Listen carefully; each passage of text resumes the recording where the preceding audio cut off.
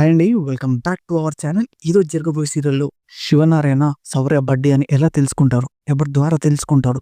తెలుసుకున్న తర్వాత అసలు కార్తీక్‌ని ఎలా చూస్తాడు? అసలు ఏమంటాడో కార్తీక్‌ని తెలుసుకోబోతున్నాం. సో, ఎలాంటి లేట్ లేకుండా డైరెక్ట్‌గా సీరియల్‌లోకి వెళ్ళిపోదాం. చిన్న రిక్వెస్ట్ అండి. ఇలాంటి అప్డేట్స్ మీకు రెగ్యులర్‌గా వస్తున్నారంటే మా ఛానల్ సబ్స్క్రైబ్ చేసుకోండి. సో, ఎలాంటి లేట్ కార్తీక్ అయితే తన పని తను చేసుకుంటూ ఉంటాడు. అదే టైంలో కాంచన ఫోన్ చేసి ఇలా అడుగుతుంది కార్తీక్‌ని. "ఏరా ఏమైనా గొడవైందా అక్కడ? పరిస్థితులన్నీ అనుకూలంగానే ఉన్నాయా?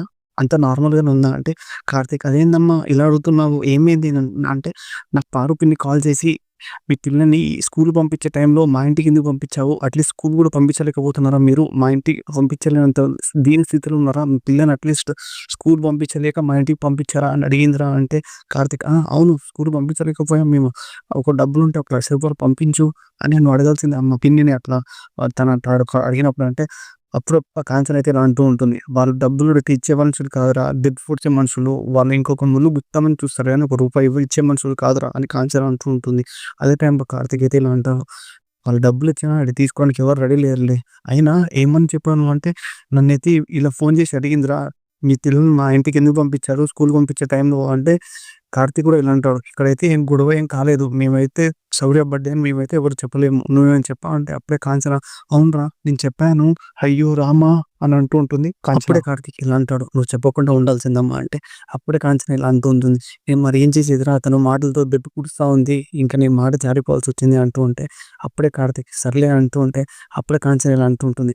"మా మా పిన్ని అలాంటిది కాదులేరా! ఎవరికీ చెప్పదులే. తను మంచి మాట 10 మందితో చెప్పదు. అదే చెడు మాట అయితే 100 మందితో చెప్తుంది. ఏం కాదులే" అని అంటుంటుంది కాంచన. అప్పుడే కార్తీక్ సరేలే అమ్మ అంటుంటే, కాంచన ఇలా అంటూ ఉంటుంది. కనీసం పుట్టినరోజైనా మీ ఇద్దరు త్వరగా రండి ఇంటికి. శౌర్యాన్ని బయటికి తిప్పుకోవడానికైనా తీసుకెళ్ళండి అంటూ ఉంటే, సరే అమ్మ అని ఫోన్ పెట్టేస్తాడు కార్తీక్. అదే టైంలో కార్తీక్ అయితే కిచెన్‌లోకి వెతికి దీపాన్ని వెతుకుతుండగా అప్పటికి శౌర్య అయితే వస్తూ ఉంటుంది.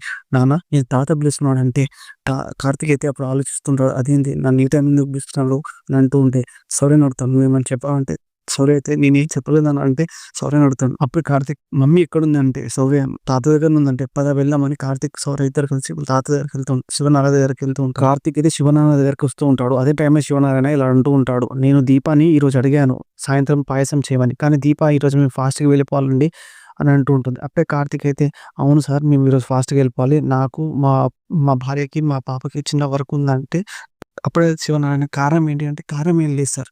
కానీ బయటికి రాలంటూ ఉంటే" అప్పుడే శివనారాయణ, "సరే వెళ్ళండి" అని అంటూ ఉంటే వాళ్ళందరూ కలిసి వెళ్తున్నప్పుడే, "ఒక్కసారి ఆగండి" అని శివనారాయణ అంటూ ఉంటాడు.